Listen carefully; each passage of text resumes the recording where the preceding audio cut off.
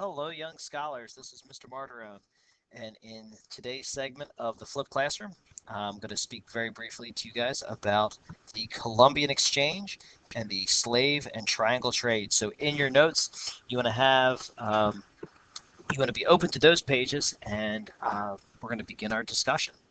So, what was the Columbian Exchange? Well, the Columbian Exchange was the exchange of goods across the Atlantic Ocean. So what happens is after Columbus discovers the New World, or after it's confirmed that there is a new landmass or continent there, uh, the explorers begin making their way across the Atlantic Ocean. And eventually colonies are established that we've talked about, and those colonies begin producing raw materials that are sent back to Europe. So what ends up happening is that the raw materials are sent over the Atlantic Ocean to Europe. Now, at this time, England and France and Germany are beginning to industrialize. So they are taking these raw materials and they are producing manufactured goods. And these manufactured goods are then sent back to the colonies and they are sold to the colonists. So some of the things that were traded in this Columbian exchange from the Americas to Europe: tomatoes, pumpkins, peppers, corn, and potatoes. A lot of people don't realize that tomatoes, pumpkin, peppers, corn, and potatoes were not native to Europe. And it's really neat to think that, Michelangelo or Leonardo da Vinci or even Galileo never had a tomato, never saw a pumpkin, never ate corn, simply because it had never been brought back at this point in world history. So it's very, very unique to think about it. Additionally, materials such as wheat, grapes, pigs, cattle, goats, horses, and donkeys were brought from Europe, Africa, and Asia to the Americas. It's very neat to think that one of the largest crops that the United States produces is wheat, and in fact, that wasn't native to the Americas. Also, horses and goats and donkeys, something that we thrive off of today in our culture, again, that was not native to the Americas. That was all brought over by the Europeans during this age of exploration. Another concept, and this is just a kind of a more detailed chart. So from Europe, we'll follow this little chart, from Europe to Africa, little trinkets, liquor, and guns was sent to the Africans. And from Africa, look at all the resources that were sent to the Americas: olives, onions, grapes, citrus fruit, cattle, flu, diphtheria, coffee beans, turnips, peach, pear, sheep, typhoid, whooping cough, bananas, honeybees, sugarcane, wheat, pigs, measles, rice, barley, oats, the horse, smallpox, and malaria. All of these things down here made their way across the Atlantic Ocean to the Americas. The big thing, and we've been talking in class, was the age of exploration beneficial, or was it a travesty in mankind's history? A lot of ideas were exchanged. And anytime you have two cultures exchanging and meeting for the first time, there's going to be repercussions. Some of those repercussions are in the fact that flu, diphtheria, typhoid, and whooping cough, and measles and smallpox and malaria were all exposed or given to Native Americans for the very first time. From the Americas to Europe: squash, turkey, coca, peanuts, avocados, pumpkins, pineapples, tomato, syphilis, peppers, tobacco, kavasa, vanilla, sweet potatoes, quinine, potato, and maize. Those were all things that biologists and historians believe were never native to Europe.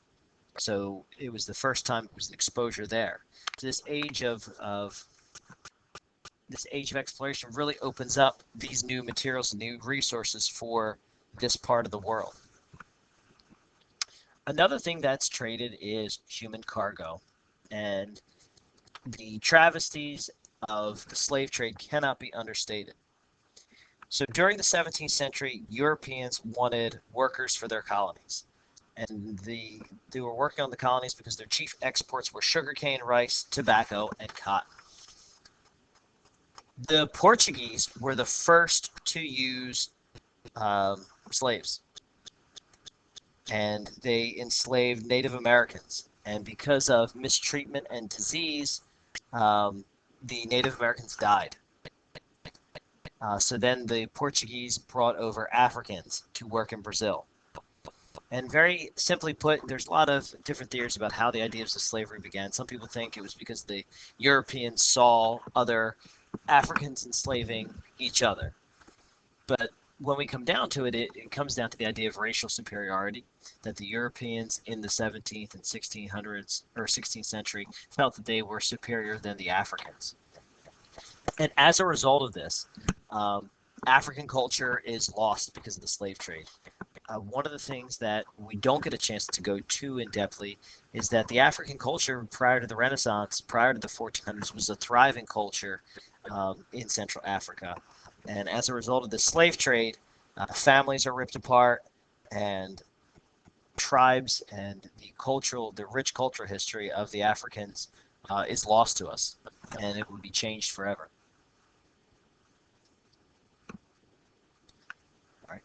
Here is an illustration showing kind of the first encounters between the Native Americans and whites and Europeans as they exchange the ideas, and they also exchange brides in this instance, showing the mistreatment of the Europeans with the natives. Okay. I just want you guys to look at the slave trade by the numbers.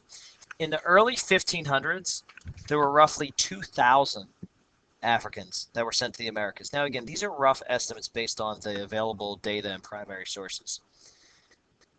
280 years, almost 300 years later, that number jumps to 80,000 slaves were traded. 80,000. Tremendous number.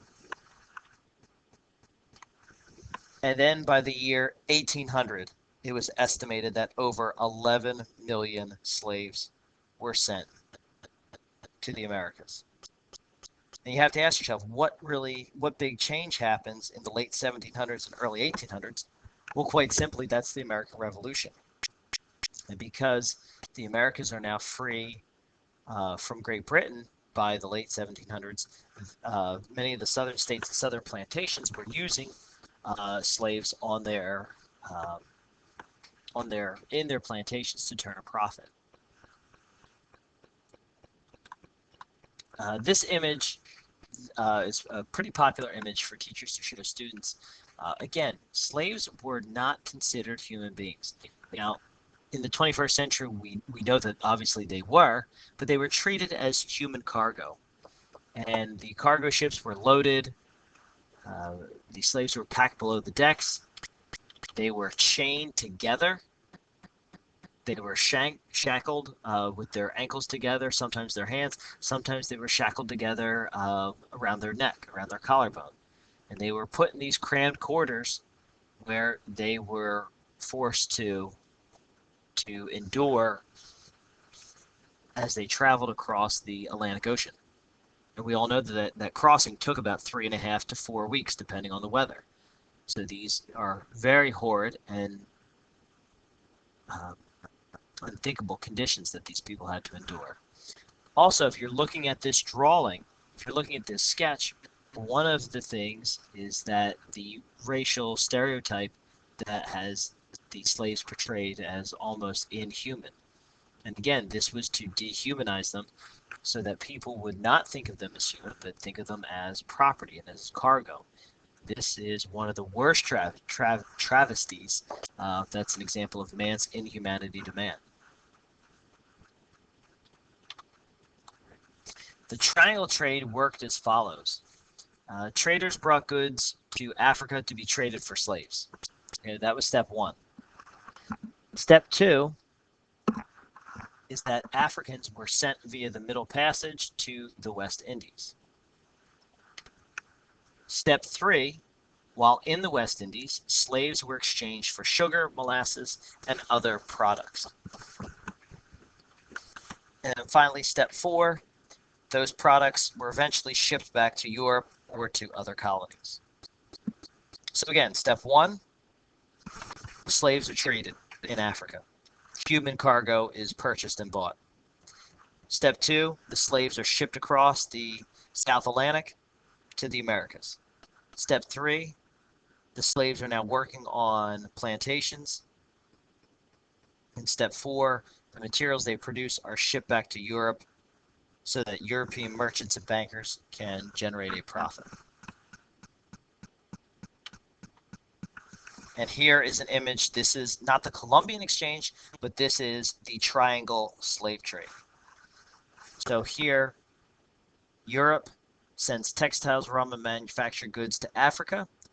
Africa, in exchange, sends slaves to the Americas. And then sugar, tobacco, and cotton are sent from the Americas back to Europe, where the triangle repeats itself. And this system of trade continues for about 250 years. And it is